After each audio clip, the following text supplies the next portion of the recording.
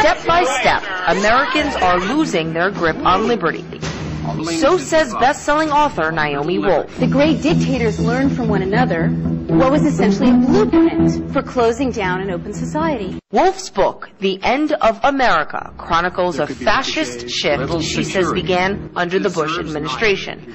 But with a brand new leader promising to reverse the wrongs of his predecessor, could America's freedom still be under assault? Here's where RT's interview with Naomi Wolf begins.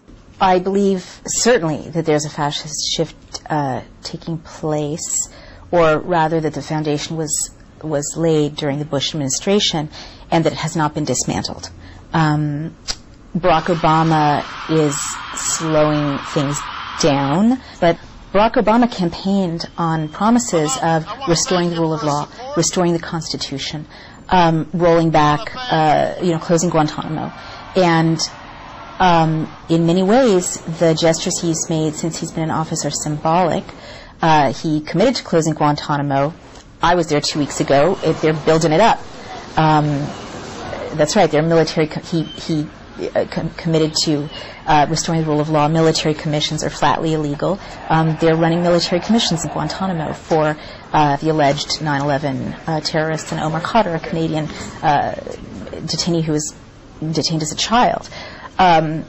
He hasn't rolled back the Patriot Act. The Patriot Act is still in force.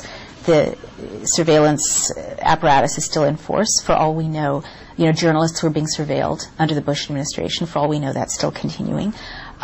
He is pushing for preemptive detention, which is an absolute foundation stone of a police state.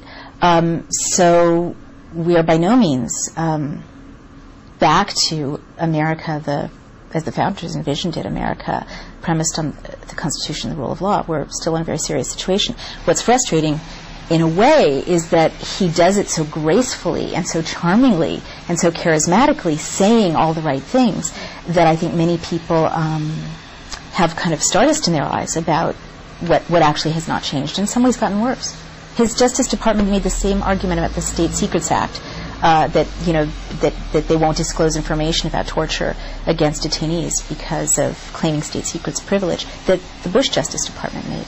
Well, in May, President Obama reversed his decision to release torture photos of Iraqi detainees. Now, those photos reportedly depict many prisoners being sexually abused and sexually tortured by U.S. soldiers. Now, the U.S. president said that he could not disclose those photos because he would be putting U.S. soldiers in danger from the backlash that might occur. It's a very important issue to bring up, Marina. Thank you. It has not gotten nearly the scrutiny it deserves.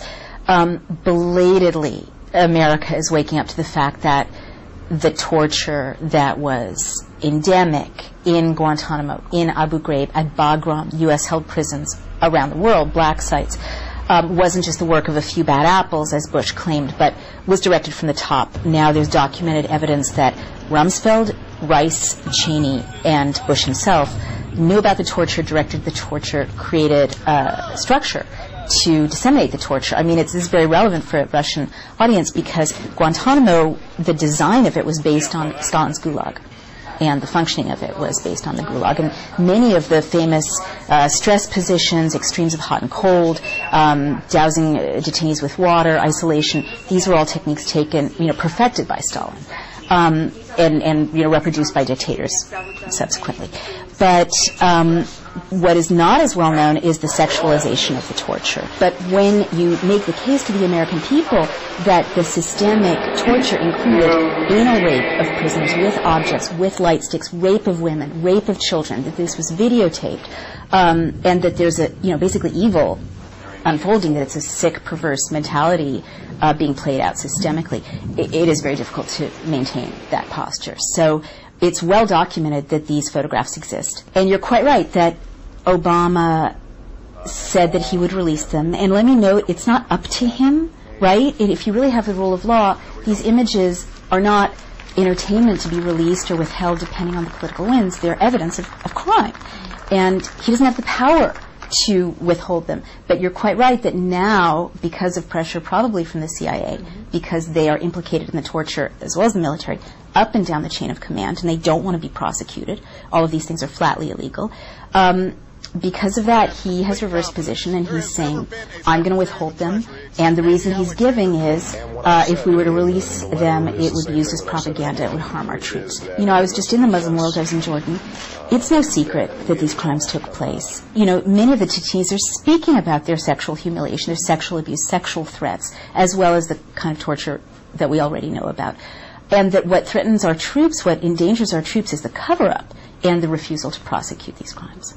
In your book, The End of America, you note that in September 2006, Congress passed the Military Commission Act. And you said that that law, and I'm quoting you, created a new legal reality that heralds the end of America if Americans do not take action. What do you mean by that? So the military commissions that Bush and Congress established at Guantanamo